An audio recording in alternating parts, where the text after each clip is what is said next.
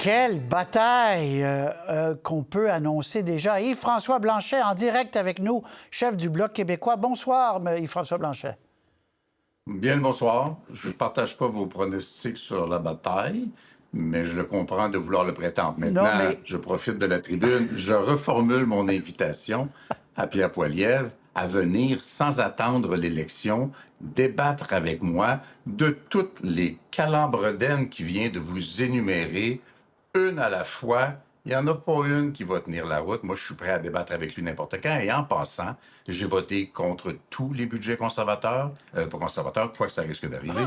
J'ai voté contre tous les budgets libéraux et j'ai voté contre toutes les mises à jour économiques libérales. Il vient de mentir à tous vos auditeurs. Mais vous dites, j'ai confiance aux résultats, je ne crois pas que ça va être si serré, mais il y aura une bataille parce que vous le voyez, vous le constatez, il ne vous lâche pas d'une semelle. Là. Et il va dans toutes Oui, vos mais ça, vous savez, oui. La forme de la bataille présentement, ce n'est pas sur des propositions, ce n'est pas sur des idées, ce n'est pas sur les intérêts du Québec, c'est l'obligation que ça m'impose de réagir à des slogans quotidiens, à des blocs libéraux. C'est complètement le parti hyper centralisateur libéral, le Bloc québécois est indépendantiste. À un moment donné, il faut arrêter de dire des conneries.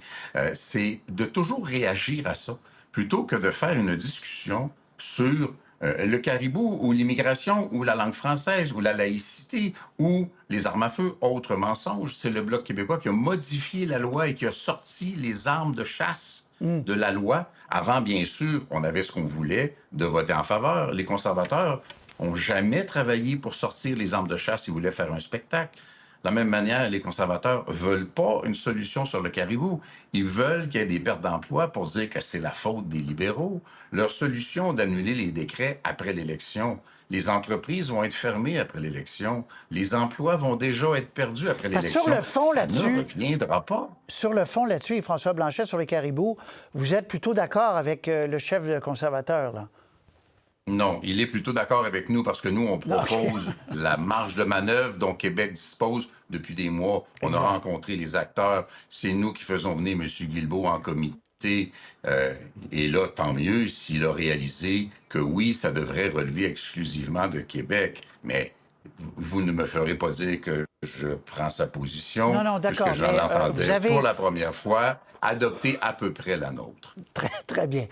La taxe carbone, il vous attaque beaucoup là-dessus, en région, dans tous ses meetings. Il dit le Bloc qui veut augmenter la taxe. D'abord, lui, il vient de préciser, à ma connaissance, il l'avait pas dit à plusieurs reprises, les deux taxes, donc celle pour les industries, puis celle qui n'existe pas au Québec, mais pour les individus ailleurs, la taxe carbone, il veut les éliminer complètement.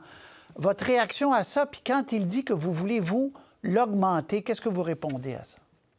En fait, c'est encore une fois des inexactitudes. D'abord, la bourse du carbone est un modèle québécois conjoint avec la Californie qui en fait un très, très grand marché du carbone que j'ai moi-même mis en place quand j'étais ministre de l'Environnement. Et ça, il ne peut pas l'annuler. La deuxième taxe, le directeur parlementaire du budget a dit potentiellement jusqu'à 17 sous, mais probablement pas 17 sous en 2030. Évidemment, M. Poilievre ne s'enfargera pas dans la vérité dans ce cas-là non plus. Les changements climatiques existent. Parlez-en aux gens de Jasper. Parlez-en l'été passé au Québec, qu'est-ce qu'on a connu. Parlez-en avec les ouragans qui sont de plus en plus violents, de plus en plus vers le nord. Parlez-en avec les inondations. On ne pourra pas continuer à faire comme si les changements climatiques n'existaient pas en disant aux gens, avec une espèce de flagornerie démagogue, que non, non, vous allez voir, ça va bien aller. Je vais juste tout couper les taxes. Ça ne tient pas la route comme approche. Encore une fois, il nous faut des propositions qui règlent des problèmes, des propositions dont on pourra débattre autre chose que des slogans ou d'essayer de rendre les gens coupables par association. Un peu de courage pour un petit débat. Vous dites que c'est totalement irresponsable que de promettre l'élimination de ces deux taxes-là, d'autant que, j'ouvre une parenthèse, mais en Europe, la plupart des pays auront et ou ont déjà des taxes carbone. Mais est-ce que, politiquement, à court terme, ça risque pas de lui engranger des votes, de dire aux gens, on va baisser le prix de l'essence? En général, quand on court après un mirage, on ne le trouve pas. Hein? Et ce que M. Poilievre propose est une espèce de mirage. Faisons comme si le changement climatique n'existait pas et que ça ne coûtera rien. Or, c'est faux. Ça a déjà coûté des milliards de dollars qui viennent des mêmes poches, des mêmes contribuables, parce qu'on a progressivement déréglé le climat. Maintenant, le conservateur moyen refuse de reconnaître cette réalité-là. Nous, au Québec, ça fait longtemps que c'est reconnu et qu'on a mis en place des mesures. Et d'ailleurs, dans la décennie qui a suivi la mise en place de la Bourse du carbone au Québec, c'est à peu près la décennie où l'économie québécoise s'est le mieux comportée. Et je ne dis pas que c'est à cause de la bourse du carbone, mais je dis que la bourse du carbone n'a pas nui, que la tarification du carbone n'a pas nui. Son raisonnement sur le fait que ça augmente le coût des biens, il ne tient pas non plus parce que si c'était le cas, les coûts des biens québécois à laquelle la tarification carbone s'appliquait auraient été vendus plus cher au Canada et on en aurait vendu moins. Or, dans les faits, l'économie du Québec s'est très bien portée. Les grands investisseurs nationaux et internationaux, de plus en plus, vont exiger des investissements propres en dehors de l'industrie du pétrole, ce que bien sûr les conservateurs ne peuvent pas aborder, absorber, puis à la limite même les libéraux, parce que les deux sont très pro-pétrole, alors que nous, on dit qu'il faut faire la transition vers l'énergie verte. Bien sûr, le Québec est un des endroits au monde les mieux placés pour entreprendre cette transition-là. Très bien. Sur l'immigration, il dit que les demandes de François Legault de réduire de moitié éventuellement les dossiers que gère le fédéral pour les travailleurs temporaires, que c'est raisonnable et tout ça. Là encore, il veut donner aux Québécois l'impression qu'il écoute les doléances du Québec, puis il dit oui, je serai réceptif. Comment vous réagissez à ça? Tout le monde est pogné un peu dans le même carcan. M. Poilievre et M. Trudeau disent nous donnons la permission au Québec. Moi, j'ai déjà un problème. Depuis quand est-ce que la nation québécoise devrait passer son temps à demander la permission au gouvernement d'Ottawa sur des enjeux aussi fondamentaux que la capacité de réussir l'immigration ou la langue? Alors là, M. Poilievre est un peu à la même place que M. Trudeau. Je serai gentil, je vous ferai des concessions. Et les deux disaient être d'accord avec les demandes de Québec d'aujourd'hui.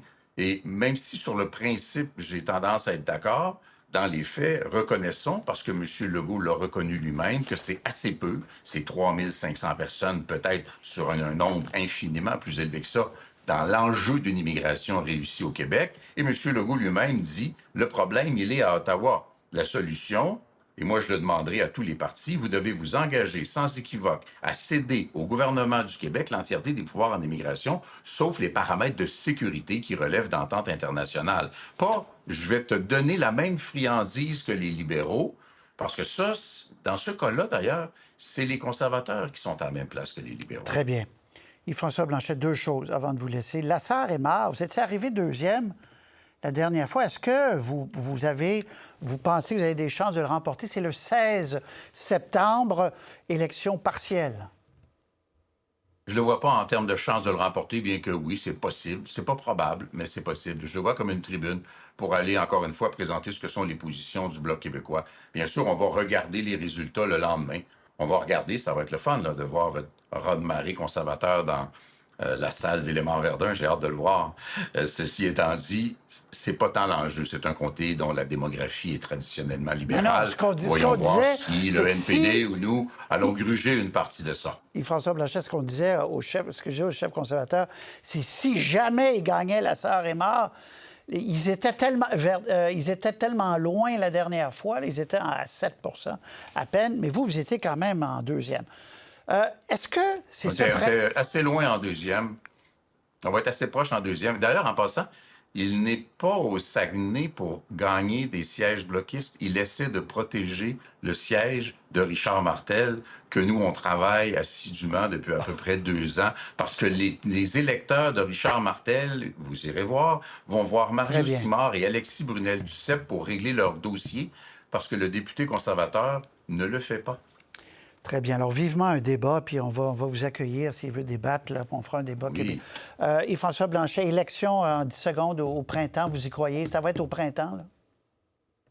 Je vous dis, le plus tôt sera le mieux, quoi qu'en dise M. Poilievre. Je prendrai la première occasion, à condition que ça se justifie moralement, pour ne pas donner suite au gouvernement de M. Trudeau, même si je pense qu'il aurait dû se rendre au terme de son mandat. On est tous dangereusement tannés. Le plus tôt sera le mieux. J'ai l'impression qu'il y a une espèce de lent suicide du NPD qui disparaît derrière les libéraux. Puis il y a certainement des députés du NPD qui vont dire à M. Singh, si tu mets pas un terme à ça, on va perdre nos comtés. Donc, j'ai bon espoir que ça dépasse pas le printemps. Yves-François Blanchet, vous êtes à Chicago pour la Convention démocrate. C'est pour ça que vous êtes en... on voit les... Enfin, on ne reconnaît pas Chicago. On sait que vous êtes là. Merci de nous avoir parlé. À très bientôt. Un grand plaisir. Merci beaucoup. Au revoir.